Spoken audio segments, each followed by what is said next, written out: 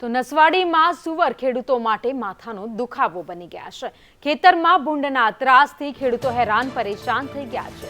કપાસના ઉભા પાકને નુકસાન પહોંચાડતા હાલાકી ખેડૂતોને પડી રહી છે।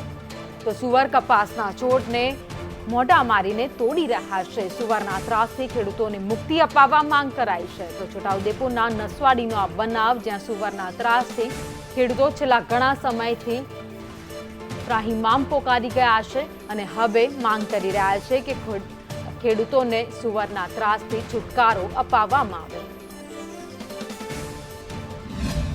50 એકર જમીન છે, એમાં એટલો બધો ત્રાસ છે ભૂંડોનો કે રાત દિવસ અમે આટલું બધું એ કરીએ છતાં અમને આટલું બગાડ થાય છે। તો આટલો બધો ખર્ચો કર્યો કે અમે ઝાડના ખેતી ટ્રેક્ટરના 10-20 હજાર રૂપિયા એક એકરના અમે આપીએ છીએ। મોંઘું બિયારણ, મોંઘું ખાતર, મોંઘું ખાતર અને એવો બધો ખર્ચો કરીને અમે પાયમાલ થઈ ગયા છે। તો એનું કંઈક પણ કરો। આજથી તો અમે કંટાળી ગયા છે કે અત્યારે વરસાદ તો થોડોક વરાપ આપ્યો છે ત્યારે આ ભૂંડા જપતા જ નથી।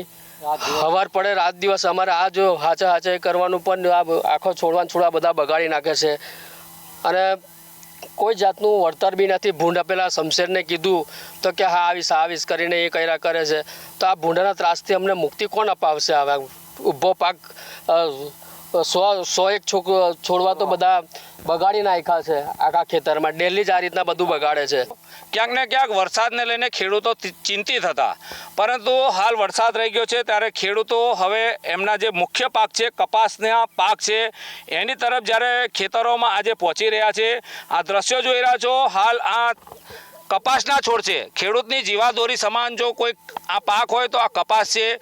આ દ્રશ્યો જોઈ રહ્યા છો, આ ખેડૂતોએ નથી તોડ્યા, પરંતુ જે ભૂંડોનો ત્રાસ છે, ખાસ કરીને ભૂંડોના ત્રાસને લઈને આ ખેડૂતોના છોડ આ રીતે ભૂંડોએ મોં મારીને તોડી નાખ્યા છે। અને અવારનવાર ખેડૂતો દ્વારા તંત્ર સુધી આ રજૂઆતો કરવામાં આવી છે કે ભાઈ આ ભૂંડોના ત્રાસથી અમને મુક્તિ અપાવો, પરંતુ ક્યાંક ને ક્યાંક તંત્ર આ બાજુ ધ્યાન આપતું નથી। હાલ તો નસવાડી નજીકના તમામ ખેડૂતો છે એ ખેડૂતો આ કપાસની ખેતીના ખાસ કરીને છોડ છે, ઊભા છોડોને ભૂંડ જ્યારે મોં મારીને તોડી નાખે છે, જેને લઈને ખેડૂતો ચિંતિત બન્યા છે। ત્યારે સરકારી તંત્રએ આવા ખેતીવાડી વિભાગે અહીંયા આવીને ખેડૂતોની મુલાકાત લેવી જોઈએ અને ખાસ કરીને એમને કંઈક ને કંઈક મદદરૂપ બને તેવી માંગ ઉઠી છે। ઇરફાન મેમન, સંદેશ ન્યૂઝ, છોટાઉદેપુર।